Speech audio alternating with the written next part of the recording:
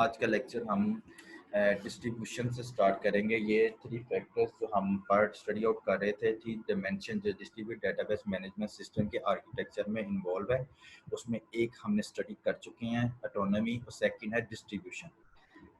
Distribution के हवाले से अगर मैं बात करूं तो डिस्ट्रीब्यूशन रेफर्स करती है डिस्ट्रीब्यूशन ऑफ डाटा, कि आपके डाटा को किस इलाज से आपने अपने डाटा को डिस्ट्रीब्यूट करना है। और ये बेसिकली आपका होता है that is physical distribution of data. आपके डाटा की जो डिस्ट्रीब्यूशन है वो फिजिकली हो रही होती है आपके इस फैक्टर्स में, जो कि DDBMS आर्किटेक्चर में हम जो यूज़ कर रहे हैं। तो इसकी भी कुछ क्लासिफिकेशन है। डिस्ट्रीब्यूशन से वर्ड समझ लग गया है कि आपने डाटा को डिस्ट्रीब्यूट करना है। इसकी जो क्लासिफिकेशन में सबसे पहला पॉइंट है वो है क्लाइंट सर्वर, सेकंड पॉइंट है पीयर टू पीयर। ये दो डिस्ट्रीब्यूशन की क्लासिफिकेशन है जिसको हम स्टडी आउट करेंगे।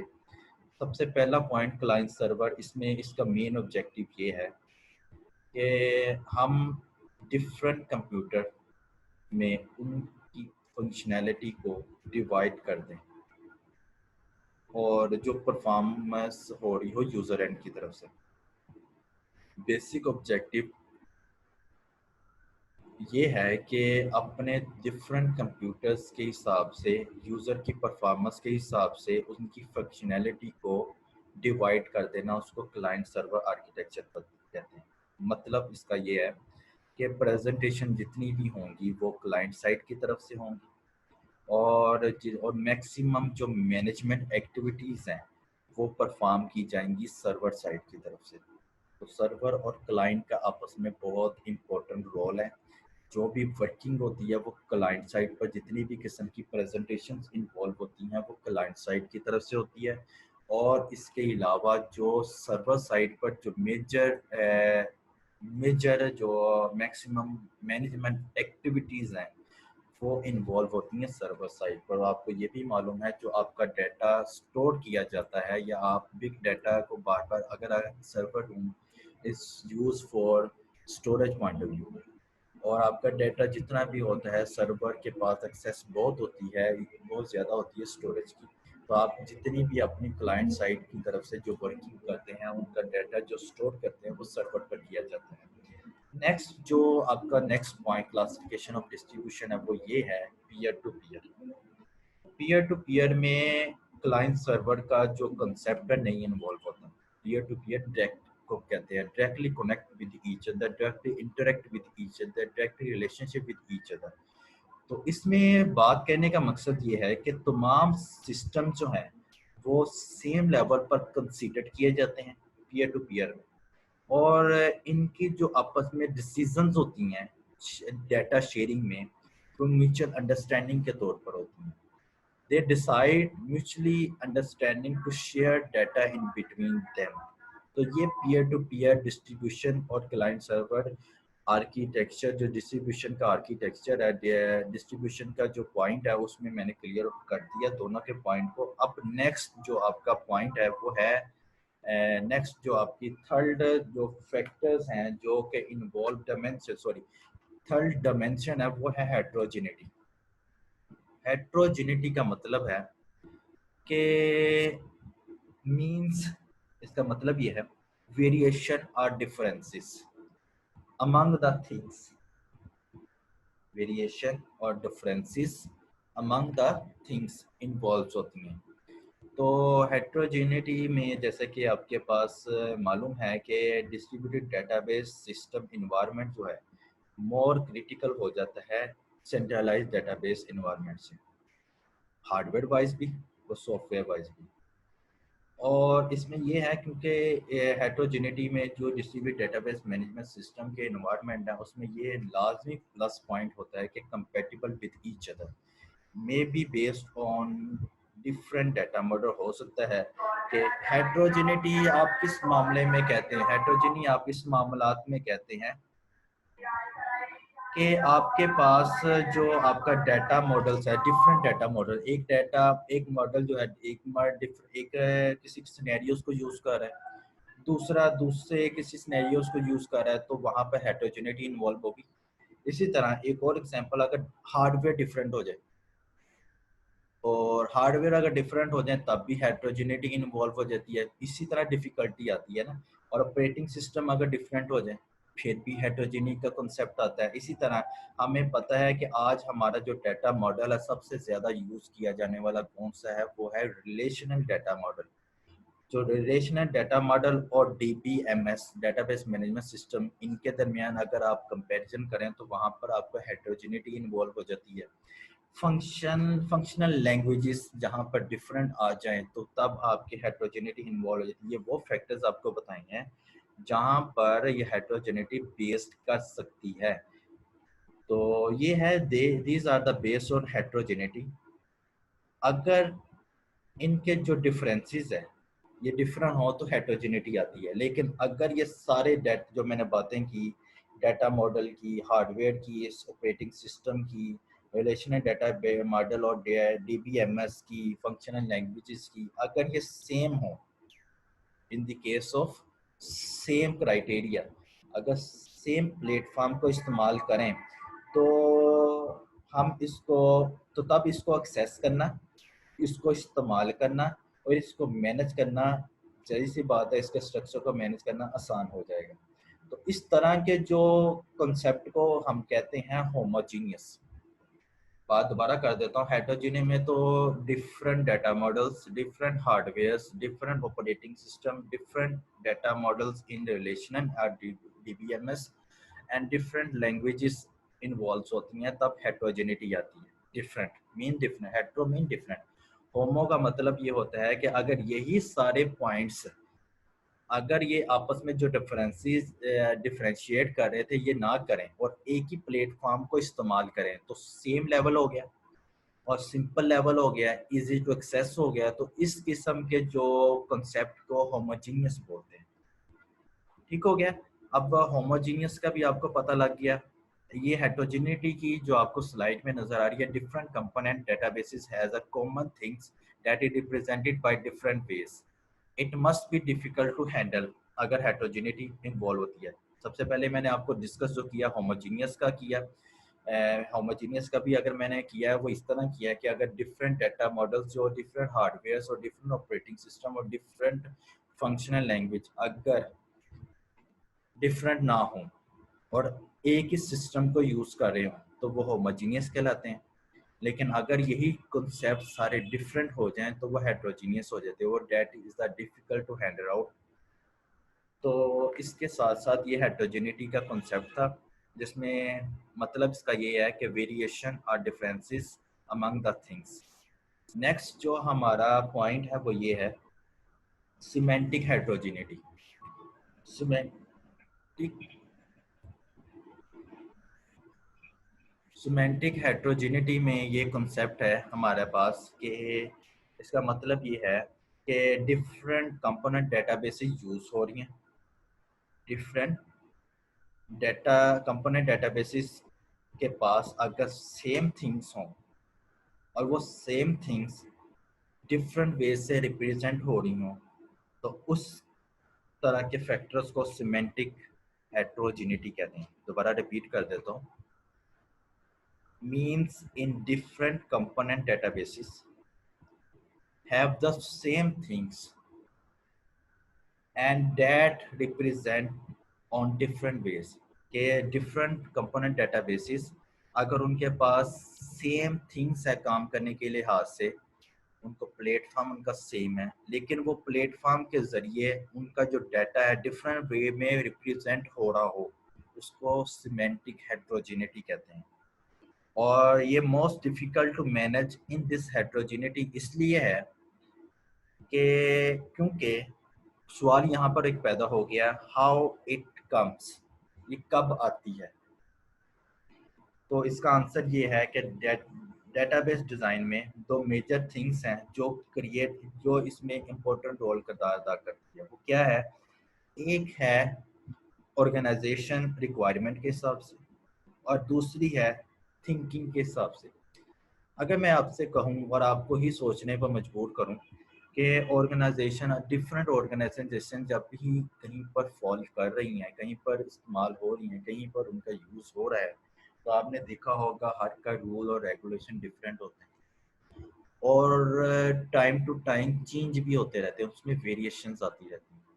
तो अगर चेंजेस ऑर्गेनाइजेशन रिक्वायरमेंट में बहुत दफ़ा आती हैं, अपने काम के हिसाब से रिक्वायरमेंट चेंज होती रहती है, और इसी तरह इंसान की उसकी वर्किंग की थिंकिंग भी डिफरेंट होती रहती है। जिस तरह वर्क के साथ साथ आप चलते रहते हैं, आपकी थिंकिंग चेंज होती रहती है।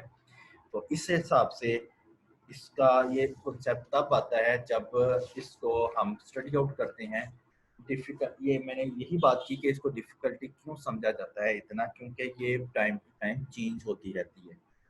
तो एक सिंगल पर्सन हो या मल्टीपल्स हो, इसमें जो थिंकिंग है ना, बाय अ सिंगल पर्सन, एक बंदा इंडिविजुअली सोचे, या मल्टीपल पर्सन हो इन कंपनी में हो तो वो सोचे, तो वो डिफरेंट एक क्राइटेरिया सेट हो जाता है और डिफरेंट होती जाती है थिंकिंग, क्योंकि they can very on every cases, that is different rules. जैसे कि आपने स्कूल्स में डिफरेंट रूल, हर स्कूल्स में डिफरेंट रूल्स लिखे हैं, यहाँ तक कि आप नेम्स लिख लें। मैं अगर किसी का नाम लूँ, किसी आपके जो किसी भी अदारे का नाम लेता हूँ, तो उस अदारे का नाम को रिप्रेजेंट करने कुछ स्लैश लगा के रिप्रेजेंट करता है, कोई उसका स्टैंड फॉर लगा के अपनी कंपनी को रजिस्टर करवा लेते हैं। तो एक ही नाम को मुख्तलिफ तरीकों से रिप्रेजेंट करना, इस किस्म की थिंकिंग और वेरिएशन रिक्वायरमेंट कहते हैं ऑर्गेनाइजेशन के हिसाब से। तो ये चेंज होती रहती है। तो इसका आना और इसका यूज सिमेंटिक हेटेरोजेनिटी में इस तरह इन्वॉल्व होता है। अच्छा, नेक्स्ट जो हमने स्टडी आउट करना है, यहाँ तक हमने जो डायमेंशंस थी 3 एंड हमारी ख़त्म हो चुकी हैं। नेक्स्ट जो हमारा आर्किटेक्चरल अल्टरनेटिव्स के हिसाब से हमने स्टडी आउट करना है, जिसमें आपको मेंशन आउट करूँगा। हमने ये स्टडी आउट किया ऑटोनॉमी के हिसाब से, हमने उसकी 3 टाइप्स देखी थी: टाइट इंटीग्रेशन, सेमी ऑटोनॉमस और टोटल आइसोलेशन। उसके बाद मैंने आपको बताया था डिस्ट्रीब्यूशन के हिसाब से node distribution, client server distribution और पीयर टू पीयर डिस्ट्रीब्यूशन। तीसरी मैंने आपको बताई थी हेट्रोजेनिटी में होमोजीनियस और हेट्रोजीनियस। ये दो किस्म, ये 3 किस्म के जो डायमेंशंस है, उसको आर्किटेक्चरल अल्टरनेटिव्स में हमने इसका कुछ यूज़ करना है। वो कैसे करना है, मैंने कुछ स्लाइड में कुछ ऐड किया, जैसे कि हम इसके जो हम डायग्राम से आगे नेक्स्ट कंटिन्यू करेंगे, उसकी फॉर्मेशन बनाई। ऑटोनॉमी के हिसाब से टाइट इंटीग्रेशन को मैंने 0 नंबर दे दिया। फर्स्ट स्टार्ट मैंने 0 से किया, 0 नंबर। सेमी ऑटोनोमस को 1 नंबर और टोटल आइसोलेशन को 2 नंबर। इसके हिसाब से मैंने इसके आर्किटेक्चरल अल्टरनेटिव डिज़ाइन कर दिए। जब 0 की बात होगी तो हम समझ जाएंगे टाइट इंटीग्रेशन की बात हो रही है। जब 1 की बात होगी ऑटोनॉमी में, तो हम उसको समझेंगे सेमी ऑटोनोमस। इस तरह अगर हम जहाँ पर 2 आएगा, उसको हम कंसीडर करेंगे टोटल आइसोलेशन। इसी तरह नेक्स्ट हमारे पास अगर डिस्ट्रीब्यूशन की कंट्रीब्यूशंस आए, अल्टरनेटिव्स इसको सोचना पड़े, तो no distribution means 0, client server distribution means 1, peer to peer distribution means 2। हमने इसको नंबर से साइन कर दिया, जिसकी वजह से हमें जब इसकी कैलकुलेशन करेंगे या हम इसका डायग्राम बनाएंगे, तो हमें आगे जाके आसानी पैदा हो, इसलिए हमने इसकी alternative architectural point of view से इसको सेट कर लिया। नेक्स्ट जो हेट्रोजेनिटी के हवाले से मैंने आपको जो डिस्कस किया था, होमोजीनियस और हेट्रोजीनियस, उसको भी हमने असाइन कर दिया। होमोजीनियस को 0 और हेट्रोजेनिटी को 1। जैसे कि आपके पास ये नेक्स्ट आपको फिगर जो नज़र आ रही है, उसमें देखें हमने सिर्फ ये जो अभी क्राइटेरिया डिस्ट्रीब्यूटेड का यूज़ हो रहा है, सारी क्राइटेरिया में जिसमें हमने सिर्फ ये अंडरस्टैंड करना है, चाहे ये आपके सिलेबस के पॉइंट ऑफ व्यू से, हमने सिर्फ अंडरस्टैंड करना है कि ये क्या सिस्टम अल्टरनेटिव जो इम्प्लीमेंटेशन है वो कैसे हो रही है। एक्स एक्सिस पर हमने ऑटोनॉमी को सेट किया, वाई एक्सिस पर हमने डिस्ट्रीब्यूशन को सेट किया, और उसी के फ्लॉज में नेगेटिव साइड पर नीचे की तरफ हमने हेट्रोजेनिटी को इन्वॉल्व किया।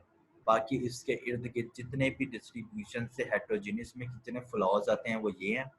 डिस्ट्रीब्यूशन से लेकर ऑटोनॉमी में जितने फ्लॉज आते हैं, जितनी क्राइटेरिया, जितने सिस्टम्स आते हैं, वो ये फ्लॉज का रही कंट्रीब्यूट। और इस हेटेरोजेनियस से ऑटोनॉमी, ये ऑटोनॉमी से हेटेरोजेनियस में कितने आपके पॉइंट्स आती हैं उसको डिस्कस आउट करना है। लेकिन बेसिकली हमने ये पॉइंट डिस्कस करना था, डिस्ट्रीब्यूशन का इम्प्लीमेंटेशन, हेटेरोजेनिटी की इम्प्लीमेंटेशन, ऑटोनॉमी की डिस्ट्रीब्यूशन कैसे होती है।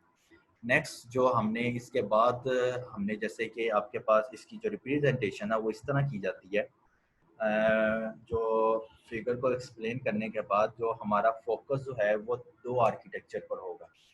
या तो वो बिल्कुल जीरो लेवल पर मिनिमम होगा, जिसको मैं कह दूं A0।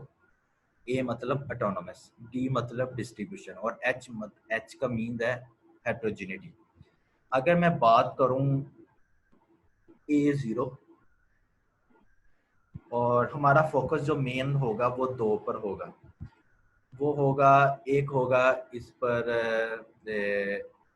A0, D2, H0, 1 इस पर होगा, यानी कि जीरो लेवल से है, सारे जीरो जीरो है। No autonomy peer to peer इसके हिसाब से, और एक ये अल्टरनेटिव होगा और दूसरा ये मैक्सिमम ऑटोनॉमी के हिसाब से। हम वन बाय वन डिस्कस करते हैं। जैसा कि आपको स्लाइड में नज़र आ रहा है, A1 मतलब ऑटोनॉमी के हिसाब से A1 आपका है सेमी ऑटोनॉमस, D0 के हिसाब से है आपका नो डिस्ट्रीब्यूशन, और H0 के हिसाब से है आप होमोजीनियस इस्तेमाल कर रहे हैं। Semi autonomous, no distribution, no heterogeneity मैंने मेंशन आउट भी कर दिया। An environment where multiple instances of same database management system install, वहाँ पर जहाँ पर मल्टीपल इंस्टेंसेस मौजूद है, लेकिन वहाँ पर DBMS जो इंस्टॉल्ड है वो सेम है। सेम मशीन पर सेम इंस्टॉलेशन अगर मौजूद हो और उसकी बेस पर इसकी ऑटोनॉमी सेमी हो, डिस्ट्रीब्यूशन कोई इन्वॉल्व ना हो, और इन्वायरमेंट जो होता है हेटेरोजेनिटी के हिसाब से वो होमोजीनियस हो। जब सम सेम मशीन और सेम डिस्ट्रीब्यूट डेटाबेस मैनेजमेंट का जो जिक्र है वो होमोजीनियस से ही है। ये नो हेटेरोजेनिटी मतलब होमोजीनियस है। और इसमें जो दिस इंस्टेंसेस यूज होते हैं, मे बिलोंग टू या सेम और डिफरेंट ऑर्गेनाइजेशन। जाहिर सी बात है, मे भी हो सकते हैं कि आप किसी ऑर्गेनाइजेशन में काम कर रहे हैं, वो ऑर्गेनाइजेशन या तो एक ही ऑर्गेनाइजेशन में सारे डिपार्टमेंट में काम कर रहे हैं, या हो सकता है कि उसके ऑर्गेनाइजेशन के हिसाब से उसकी ऑर्गेनाइजेशन डिफरेंट वेज में या डिफरेंट एरियाज में फ्लॉ उसका जो है फॉल करती है। तो इस हिसाब से जो आपके कॉर्पोरेट फॉर्मेशन है वो फेडरेशन ऑफ के तौर पर काम की जाते हैं। ये था आपका पहला A1, D0, H0 के हिसाब से। नेक्स्ट जो आपका पॉइंट है वो ये है कि जिसमें अगर हम A0, D2 और H0 no autonomy, peer to peer, peer to peer मतलब ये अपनी डेफिनेशन के मुताबिक आपने खुद सेट करना है। मुझे आपको आपको पहले बताया, जो डेफिनेशन और इसकी डिटेल बताने का मकसद यही था कि आप इस आर्किटेक्चर को समझ पाएं। तो जब जब नो ऑटोनॉमी की बात करेंगे तो आपने डेफिनेशन के थ्रू या पीछे बैक जाके इसके थ्रू अंडरस्टैंडिंग जरूर करनी है। नो ऑटोनॉमी मतलब इसको जीरो के हिसाब से टाइट इंटीग्रेशन कहा जा रहा है। Peer to peer mean directly communicate with each other, और होमोजीनियस में एक ही ऑर्गेनाइजेशन के सिस्टम सेम हो उसको होमोजीनियस कहते हैं। अब इस केस के हवाले से क्या होता है कि सिचुएशन एक ऐसी है जब system belong to the same organization में हो, ऑफ कोर्स कि इसमें कोर्स के हवाले से जो आपके क्राइटेरिया है, of course multiple system place करें। जाहिर सी बात है, पीयर टू पीयर में मल्टीपल सिस्टम्स भी आ सकते हैं और डिफरेंट लोकेशन पर भी हो सकते हैं, लेकिन ऑर्गेनाइजेशन सेम है। तो ये बिलोंग करती है सेम ऑर्गेनाइजेशन। और नो हेटेरोजेनिटी और ऑटोनॉमी यानी कि ये वो कंसेप्ट है आपको अपनी सिचुएशन के हिसाब से जहाँ पर टाइट इंटीग्रेशन यूज हो रही है और सेम ऑर्गेनाइजेशन के तौर पर काम किया जाए, सेम लोकेशन के तौर पर काम करें। ये वो बातें हैं जब आप इसकी फर्दर स्टडी करेंगे ये आपको और डिटेल में समझ आ जाएगी। तो अभी परेशान होने की ज़रूरत नहीं है, इसको साथ साथ कंटिन्यू हम रखेंगे क्योंकि ये साथ में अभी कॉन्सेप्ट चलने हैं। तो लोकेशन के हिसाब से डिफरेंट हो सकती है, लेकिन ऑर्गेनाइजेशन जैसे कि होमोजीनियस का कॉन्सेप्ट है, तो सेम ऑर्गेनाइजेशन और same work on multiple system placed अगर हो भी जाए डिफरेंट लोकेशन पर भी तो कोई मसला नहीं, लेकिन उसकी आपस में कनेक्टिविटी पीयर टू पीयर है। नेक्स्ट जो आपके पास यहाँ पर लास्ट जो थर्ड पॉइंट है, जिसमें या तो हमने तीन तरह के सिनेरियोज देखे ना, या तो हमने देखा स्टार्ट पॉइंट पर जीरो लेवल पर, एक देखा हमने मिड लेवल पर, एक देखे हैं लास्ट पर जिसमें सबके पॉइंट A2 D2 H1 मतलब मैक्सिमम ऑफ ऑटोनॉमी, जिसको टोटल आइसोलेशन का नाम दिया था A2, मैक्सिमम ऑफ डिस्ट्रीब्यूशन जिसको आपने पीयर टू पीयर का वर्ड दिया था, और हेट्रोजीनियस इन्वॉल्व हों एज वेल। तो सिमिलर है D2 A2 D1 H1, इसी तरह A2 D1 और H1 भी हम ले सकते हैं, जिसमें A2 हम टोटल आइसोलेशन के तौर पर ले सकते हैं, D1 हम क्लाइंट सर्वर की तरफ ले सकते हैं, और हेट्रोजिनिटी के हिसाब से हम उसको होमोजीनियस भी ले सकते हैं। ये दोनों डिफर करते हैं क्राइटेरिया के मुताबिक। और अगर इस तरह का केस आ जाए जहाँ पर ऑटोनॉमी मैक्सिमम यूज हो, डिस्ट्रीब्यूशन में मैक्सिमम यूज हो, और difficulties in heterogeneous point of view से भी मोस्ट इसकी इन्वॉल्वमेंट हो, तो उस केस में इसको मल्टी डेटाबेसिस भी कहते हैं। आपको पहले आपको बताया मल्टी डेटाबेसिस का कॉन्सेप्ट भी यही है, जैसे peer to peer, client to client और मल्टी डेटाबेसिस का कॉन्सेप्ट था ना आर्किटेक्चर में, तो इधर भी उसका बेसिकली यही डेफिनेशंस हैं कि जहाँ पर आपकी ऑटोनॉमी के हिसाब से total isolation maximum level peak पर यूज़ हो रही हो, और मैक्सिमम डिस्ट्रीब्यूशन हो रही हो, और मैक्सिमम ही उसमें डिफ़िकल्टीज हों हेट्रोजिनिटी के हिसाब से, उसको डिस्ट्रीब्यूटेड मल्टी डेटाबेसिस भी कहते हैं। मैक्सिमम होती है तो क्यों होती है, उसकी आर्किटेक्चर के मुताबिक मैंने आपको लास्ट टाइम भी बताया था कि मैक्सिमम क्यों होती है और डिफ़िकल्टीज क्यों होती है। उसकी रीज़न यही होती है कि ये हर केस पर डिफरेंट हो जाती है, और आर्किटेक्चर जो है इसका वेरी करता रहता है। जब वेरी करता रहता है तो जाहिर सी बात है, जिस तरह वेरी करता रहेगा तो उसको मैनेज करना भी डिफ़िकल्ट हो जाता है, बहुत ज़्यादा उसके आर्किटेक्चर को मैनेज करना डिफ़िकल्ट हो जाता है। हमारी जो ज़्यादातर रिसर्च है वो इंटरेस्ट बेस्ड है आर्किटेक्चर की, हम आर्किटेक्चर के स्ट्रक्चर को DDBS के स्ट्रक्चर को कैसे मैनेज आउट करते हैं। ये था हमारा जो डायमेंशन के हिसाब से कंटिन्यूटी थी जो हमने स्टडी आउट कर ली। अब जो हमारा नेक्स्ट टॉपिक है वो है मेजर, जो प्रीवियस आर्किटेक्चर जो हम अभी तक पढ़ रहे थे ना, वो बेस करता था थ्योरेटिकल एस्पेक्ट के हिसाब से।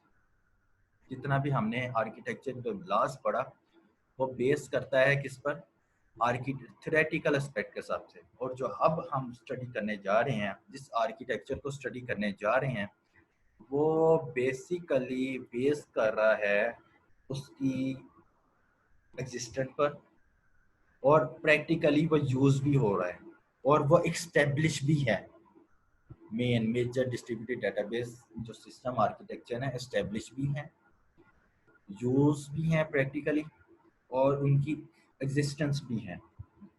आइए स्टडी करते हैं। Number 1 major distributed database system architecture में ये है कि क्लाइंट सर्वर आर्किटेक्चर क्या होता है, और सेकंड पर जो है हमारा, हमें जैसे पता है पीयर टू पीयर होता है, लेकिन क्लाइंट सर्वर आर्किटेक्चर को सबसे पहले स्टडी आउट कर लेते हैं। हमारा जो बेसिक आइडिया है वो है कि हमें अपनी फंक्शनैलिटी को डिस्ट्रीब्यूट करना। बेसिक हमारा जो आइडिया है वो ये है कि हम अपनी फंक्शनैलिटी को डिस्ट्रीब्यूट करें, और यहाँ पर जो बेस है वो ये है कि हम 2 लेवल आर्किटेक्चर को यूज़ कर रहे हैं, क्लाइंट और सर्वर।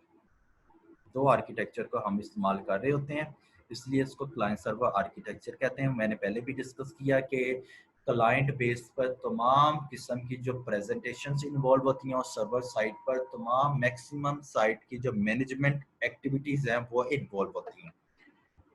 तो इस केस के ही हवाले से अगर हम नेक्स्ट देखें तो ये टर्म जो क्लाइंट सर्वर आर्किटेक्चर का डिफरेंट मीनिंग के हिसाब से, जैसे कि जनरली हम यूज़ करते हैं C for client and S for server. जो प्रोसेस के लिए इस्तेमाल की जाती हैं और सेम मशीन पर अगर इस्तेमाल की जाए तो भी पॉसिबल है। तो क्लाइंट सर्वर का आर्किटेक्चर वही है जो आप कंटिन्यू कर रहे हैं। अब नेक्स्ट इसी के आगे है कि जो हमारा सर्वर है, अब अलग अलग हम देखेंगे सर्वर पॉइंट ऑफ व्यू से और एक देखेंगे क्लाइंट पॉइंट ऑफ व्यू से। सर्वर पॉइंट ऑफ व्यू से हम ये देखते हैं कि वो, जैसा कि मैंने आपको बोला, कि मैक्सिमम मैनेजमेंट एक्टिविटीज परफॉर्म करता है। Server perform most of the data management in query processing, जितनी किस्म की क्यूरी, इंसर्ट की, डिलीट की, अपडेट की और इसके साथ अल्टर की, जो क्यूरी मैनिपुलेट करते हैं हम, वो क्यूरी प्रोसेसिंग में सारा सिस्टम सर्वर एंड पर होता है। इसी तरह जो भी ट्रांजैक्शन और स्टोरेज मैनेजमेंट, ये वो बातें हैं जो यहाँ पर मेंशन है, और ये मैं बातें आपसे पहले भी डिस्कस इस बारे में नाहाव दे चुका, ताकि हमारे पास कम वक्त में इसको समझ आपको लग जाए पूरी।